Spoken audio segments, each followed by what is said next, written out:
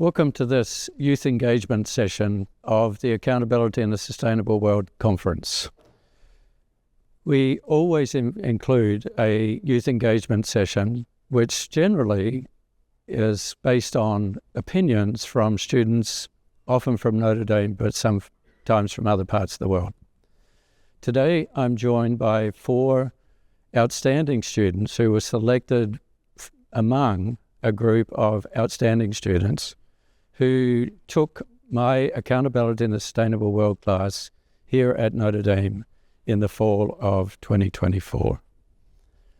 They're going to talk about what they learned from the class, partially, what they've learned from life in general, and how this has influenced their expectations about their life in the future, both short run and long run, how they will influence the world in the sustainability space. So I'd like to introduce each of these 4 people. First of all, Aemro Ayalew on my left. Aemro is in the Master of Global Affairs program, concentrating in sustainability. Before coming to Notre Dame, Aemro had experience in education, business management, and agricultural marketing research. He was born and raised in Ethiopia. His experience living in Ethiopia brought a unique perspective to the discussions in the Accountability in a Sustainable World class. And he will bring this perspective to our conversation today. On Aemro's left, Mary Behnke. Mary brings a perspective of a business analytics major and FTT. In addition to these majors, she has a concentration in film. Unlike Aemro, who comes from all the way from Ethiopia, Mary comes from Lubbock, Texas. On Mary's left, Rudolph. Joe is another business honors student with a major in finance, While still a sophomore, Joe expressed a keen interest to me in contributing to the Accountability in the Sustainable World class.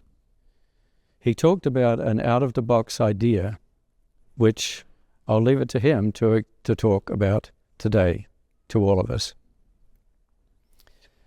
On Joe's left is Shane Wall. Shane is a junior at Notre Dame, studying finance in the Business Honours program with a minor in Irish Studies. I don't know how he's going to put those together, but he suggests that maybe he might work at a finance firm in Dublin one day. He's from Virginia, but he calls Barmer Hall his home under the dome. After taking my class, he has realized the central role of accounting in the sustainability space, which in turn has prompted the discovery of new interests for him in sustainable business. So Aemro, let me turn to you. Perhaps you could begin by telling us a little bit about your past, how those past experiences led to you being so passionate about sustainability, why you joined the Master of Global Affairs program at Notre Dame, and where you plan on going, what you plan to do. Okay, thanks so much for the chance. So before coming here, I was working in the academia. I was a marketing lecturer and researcher. So my research focus was on market and analysis of different agricultural commodities, and we have been calculating the marketing margins of the market agents from the point of production to the point of consumption, and the goal was to increase the margin that the producers were getting. So one of the commodities we have been doing research on was charcoal. So one thing I learned from doing research on charcoal was the main focus was on increasing the marketing margin of the producers and, improving the livelihoods of those people. But the environmental aspect was overlooked by the people doing the production, the people and all the stakeholders in the production and marketing aspect. So I became very interested about going for a policy school and then seeing this problem from the policy perspective.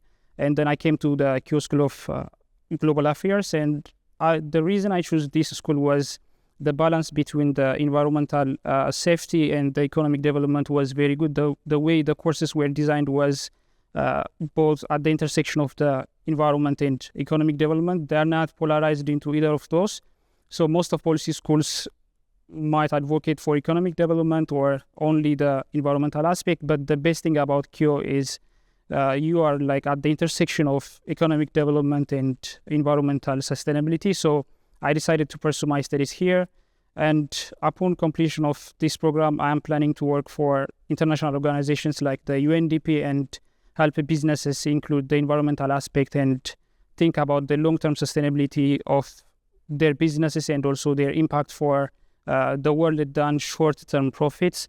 So in the long term, I am aiming to work for the African Union as a policy advisor and help the African startups, especially the new businesses, since I also have some experience in the entrepreneurship arena. So I want to help those businesses include the environmental aspect to their startups so that they can be more impactful in the contributing for the development of people and, the African youth, and also for the environmental sustainability, especially coming from Africa. I would say Africa is the youngest continent with the median age of about 19 years. So we can say that the future is in Africa, I can say. So I think there is much more investment to be done in Africa and much more focus to be given for the environment aspect, because environment is now less prioritized in Africa because most of the priorities in Africa is on immediate economic development, and then most of the focus of the government, the organizations, and the people is on achieving that economic development, and the focus on environment is not as much as it deserves to be. So I really want to work on that aspect and balancing both the economic development and the environmental aspect. This will follow up some more later. Mary? Hi, yeah. So thank you again for this opportunity. I'm a business analytics student here at the Mendoza College of Business, as you mentioned. And for me, I'd like to talk some about how data analytics and business analytics in particular can contribute to sustainability. So throughout my time here at Mendoza, I've learned more about data analytics in a business context, but I believe that generally it really applies everywhere in every industry. Industries and companies are increasingly turning towards data and data analytics to influence their operations. And there's a few different aspects of this that I think are really important.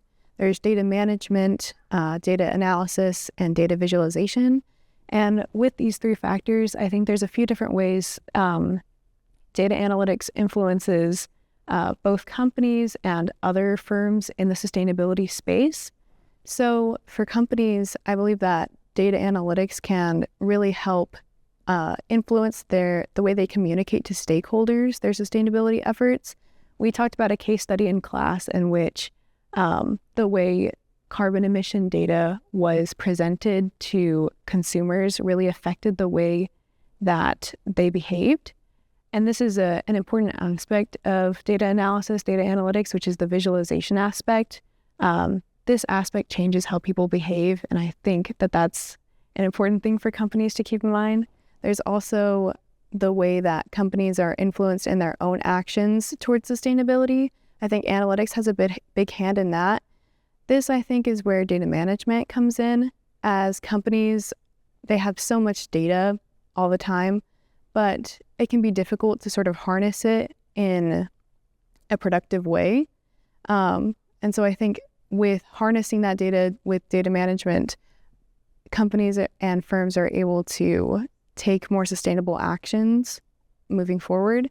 I also think a big thing is data analytics influencing firms that are creating standards of reporting for companies and ESG ratings.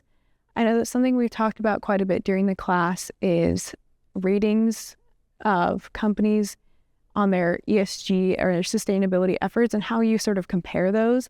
And I think moving forward, since there's so many different things that have been used to rate companies, data analytics will be used to sort of resolve those together and create a more comparable system of comparing the companies and their sustainability efforts. I think for me personally, in my future going forward after school, I'd like to possibly go into sustainability consulting, using my analytics background to help influence companies in the way that they are sort of pursuing their sustainability efforts.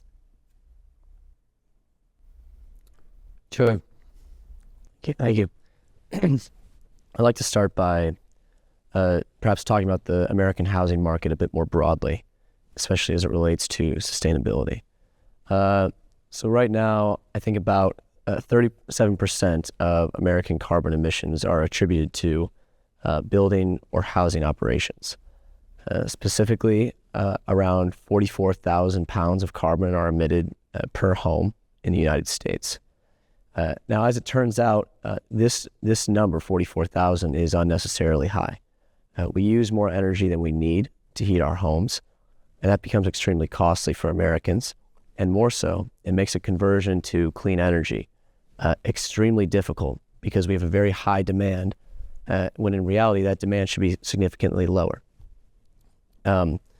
Now, really, I think that the solution to climate change is more so an ability to mitigate our energy demands rather than, say, convert to clean energy. And as this relates to housing specifically, my dad started developing a passive house. And what a passive house is it essentially maximizes the use of insulation so well that the energy demands of the home are severely mitigated. And that can make a potential conversion to clean energy significantly easier. So what we've worked on this for the past 3 years. He sort of dragged me and my brother into it, and then we got really into it. And it's been extremely interesting. What we started kind of doing is we sort of ripped off all the siding on the outside of the home, padded it with kind of like a thick layer of insulation between the studs, and then put like a protective sheet over the insulation, which essentially did not let any water or air through. It served as a complete water and air barrier. The only thing that could pass through was vapor. And so what that did is that just completely sealed the house shut. And so therefore, less heat would bleed through the home, less cold air could seep in through the outside. And we also put like a couple air ventilators because it's sealed shut inside the home. So that's kind of pumping fresh air throughout the home every hour essentially. And in the end, what we found is our energy usage dropped around 85%. We used to use 120,000 BTUs, British thermal units, every hour, and now it's only 19,000, which is a significant decrease. That then therefore means is that we only need solar panels on one side of our roof to power the entire home the entire year. And what's even more interesting about it is we actually produce more energy than we need from the solar panels, so we just pump it back into the grid in order, and we get paid for it, which is kind of cool. So passive housing is not very developed in the United States, but it just turned out to be a really, really cool project that we worked on, and we found great success in slashing emissions, slashing energy usage and dependence on the grid, and totally slashing heat and energy costs. Perhaps I will follow up a little. So it sounds like a great idea, but rather expensive. Do you have some sense of cost benefit, payback, those kinds of things? Yes. So prior to converting to passive, I think it cost us around $3,000 a year for utilities. Now it's $400, so it's around an 87% decrease. We also extended the life of the home by at least 50 years, because if water cannot seep in and percolate through the insulation and the foundation and the wood of the home, nothing rots. So that's, again, I think another benefit. I do take your point. It is kind of expensive, and there are, I guess, 3 counterpoints, I'd say. This is an underdeveloped market in the United States, and I only say that because we had to import almost all of our necessary products from other countries, mainly Germany. There is no U.S. manufacturing for passive housing, and that is a problem. That is why costs might be high right now. So if U.S. manufacturing can start developing passive tools, and if engineers in the United States can be equipped to produce passive housing on a scalable level, and if a efficient technical process can be developed to help scale it in a pretty time efficient manner, then I think the question of costs kind of goes away, because all of a sudden it becomes a selling point for comfort, for living healthier, and for reducing dependence on fossil fuels dramatically. Good answer. So we have developing countries, data analytics, passive housing. Shane. So I'm going to talk a little bit about not innovation or anything like that. I'm going to talk a little bit more of innovation, maybe in a different sense, in an innovation of accounting standards. So Mary talked a little bit about data analytics and the role of reporting and kind of informed decisions and stakeholders. So at the beginning of this class, I really wasn't interested in accounting. And then later we had a speaker come talk to us, Professor Kartik Ramana from Oxford. And he came and talked to us about the accounting standards that he and his team were developing, which he called e-liability accounting. So these accounting standards, I think, are the forefront of a sustainable business world in the future. So essentially, what e-liability accounting is a company can measure its greenhouse gas emissions, specifically Scope 1 emissions, and it can report it in financial statements. And so, like Mary was talking about with data analytics, I think this is going to have a huge data analytics is going to have a huge part in this in the future. Now, the E-Liability Institute is a smaller firm, but I think they're growing. They're getting a lot of media attention. A lot of firms in the U.S. and U.S. lawmakers are starting to pick up on kind of this developing framework. And so the Institute is developing this framework with a lot of pilot firms, and that's kind of gaining traction in the U.S. So I'm really hopeful for that. And honestly, one of the reasons why I'm interested in it as well is that now I'm looking to do something with the Institute in the future, actually, because this accounting standard is really fascinating to me. And that's quite surprising because I'm a finance major, but I think I'll bring a unique perspective to it.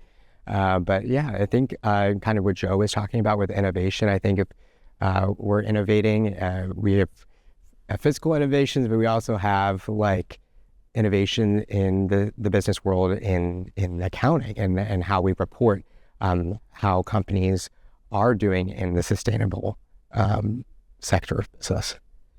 So we're short of time. I don't know how time goes so fast, but it does.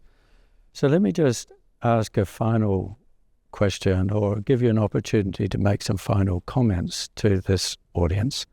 And let me start by asking you, having come out of the course or just anyway, how would you describe your main feeling? Optimistic, pessimistic, excited, depressed? Whatever word you might like to focus on. Aemro. I would say I'm a bit optimistic, but I think it's very important to be realistic and to see the evidence about what the stats are telling us about the environment, about what's going on.